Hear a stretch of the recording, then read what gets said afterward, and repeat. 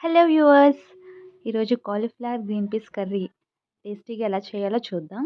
ఈ కర్రీ రోటీలో గానీ, రైస్‌లో గానీ చాలా బావుంటుంది. ఇలా ముక్కలుగా కట్ చేసుకున్న కాలీఫ్లవర్‌లో గ్రీన్ పీస్ సరిపడా వాటర్ యాడ్ చేసి ఒక 5 మినిట్స్ కుక్ చేసుకుంటే సరిపోతుంది. వాటర్ అంతా వంపేసి పక్కన పెట్టుకుందాం. ఇప్పుడు ఒక పాన్ తీసుకొని 2 టేబుల్ స్పూన్ ఆయిల్ వేసుకొని హీట్ చేసుకుందాం. అందులోనే 1 టీ స్పూన్ ఆవాలు, జీలకర్ర, మినపప్పు, చిన్నగా తరిగిన అల్లం వెల్లుల్లి ముక్కలు వేసుకొని ఒకసారి ఫ్రై చేసుకుందాం.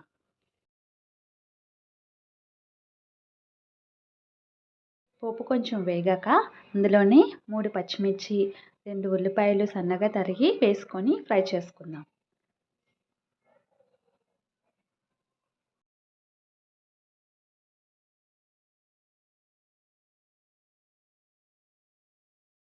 ఉల్లిపాయలు త్వరగా వేగడానికి చిన్న సాల్ట్ యాడ్ చేసుకుందాం.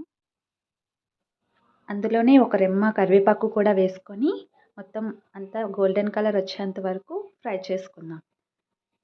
ఇలా వేగిన తర్వాత ఇందులోనే మనం ఆల్రెడీ కుక్ చేసుకున్న కాలీఫ్లవర్ గ్రీన్ పీస్ యాడ్ చేసుకుందాం.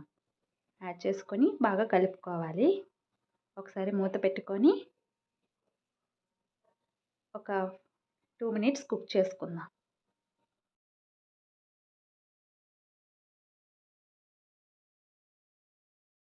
ఒక 2 మినిట్స్ తర్వాత మూత తీసి ఒకసారి కలుపుకోవాలి. Already cauliflower green peas cook అయ్యాయి కాబట్టి ఒక 30% వరకు కుక్ అయ్యాయి. సో, ఎక్కువ సేపు ఉడకాల్సిన అవసరం లేదు.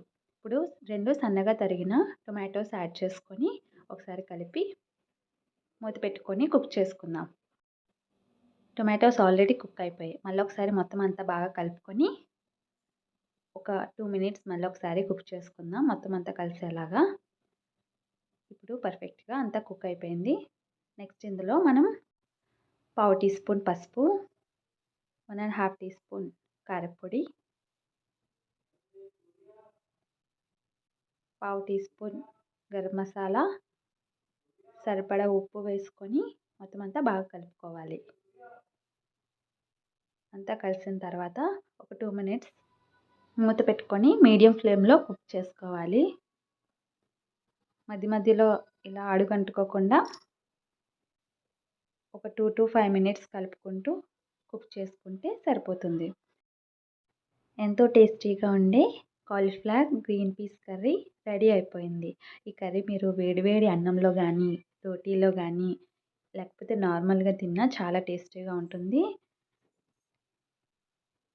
మీరు ఒకసారి ట్రై చేసి మీకు ఎలా కుదిరిందో నాకు కామెంట్ చేయండి.